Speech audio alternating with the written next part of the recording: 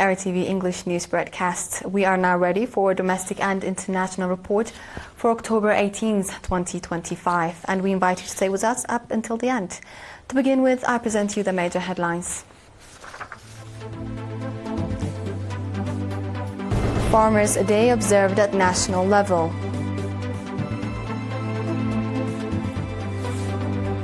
Training on computer technology conducted in Asmara. Saudi Arabia in talks with the US for defense pact.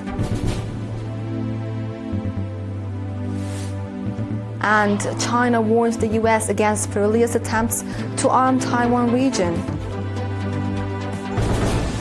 Hello again. To begin with the domestic news, the Ministry of Agriculture observed Farmers' Day at the national level on October 14th at the Halhala National Agricultural Research Institute. At the event, detailed briefings were provided on activities undertaken by farmers to boost agricultural production through the use of improved seeds, as well as on the research conducted on 10 types of wheat seeds that are resistant to diseases. Briefings were also given on research conducted to multiply chickpeas, green beans, sweet potatoes and wild vegetables, and on the progress achieved. Additionally, presentations were made on activities related to biogas production, multiplication of green fodder, and the production and testing of organic fertilizers. Mr. Takhla'ab Misgina, Director General of Regulatory Services at the Ministry of Agriculture, commended the contribution of the National Agricultural Research Institute in supporting the ministry's efforts to ensure food security both in quality and quantity. Mr. Tsagay Burhane, head of the Research Institute, for his part, said that the institute is making encouraging efforts to meet farmers' needs through the distribution of improved crop seeds. Moving on to the central region, the region's administration has provided 3 months of computer technology training to 39 of its staff members. The training was organized in collaboration with the Department of Administration and Finance, the Department of Statistics and Cartographic Information, and the Human Resources Development Unit.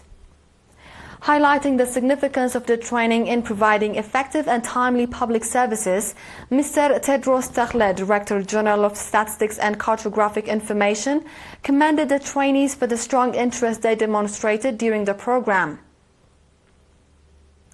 In related news, the Massawa Workers Vocational Training Center has provided 3 months of vocational training to 61 workers, including 12 female participants. The training covered technological information and administration. Mr. Tasfa Mariam Tasfa Mikhail, head of the National Confederation of Eritrean Workers branch in the Northern Red Sea region, stated that the training center is organizing vocational training programs aimed at developing workers' capacities and called on the trainees to apply the knowledge they gained in their workplaces. Mr. Amina Katema, Director General of Administration and Finance in the Northern Red Sea Region Administration, noting the importance of such training in program implementation, expressed the readiness of the regional administration to stand alongside the training center in all its endeavors. Do stay tuned, dear viewers, for we shall be back with the international news after the short break.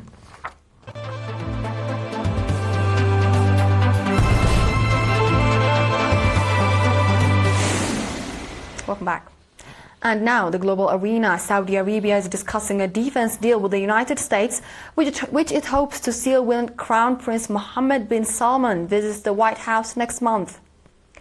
The U.S. State Department stated that defense cooperation with the kingdom was a strong bedrock of its regional strategy, but declined to comment on details of the potential deal. It is reported that the deal in discussion is similar to the recent U.S.-Qatar pact that pledged to treat any armed attack on Qatar as a threat to the United States. The deal came after Israel last month attempted to kill leaders of Hamas with an airstrike on Doha. Saudi Arabia has long sought guarantees similar to the Qatar deal as part of Washington's efforts to normalize relations between Riyadh and Israel.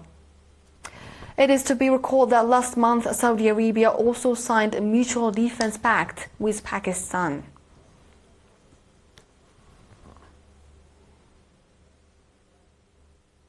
In today's final report, China has warned the United States against its perilous attempts to arm China's Taiwan region, cautioning that any such move will cost the United States a heavy price.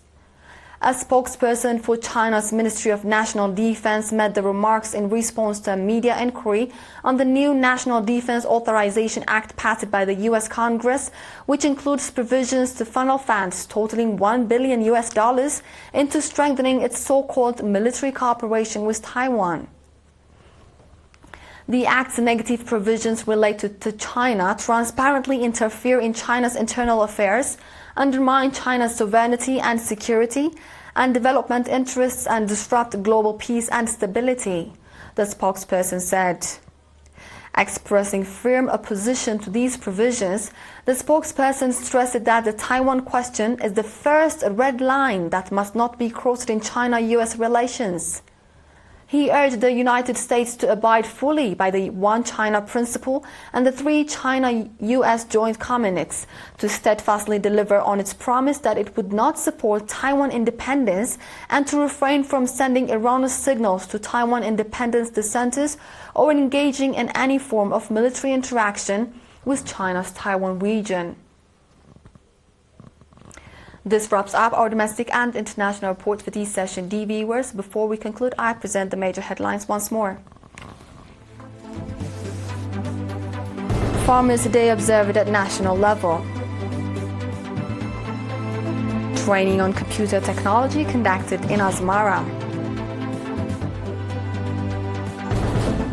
And in our international report, Saudi Arabia is in talks with the US for defense pacts. And China warns the US against perilous attempts to arm Taiwan region. This was The World on Saturday with ERi-TV English news broadcast. Viewers from all over here, thank you for watching. Have a good night.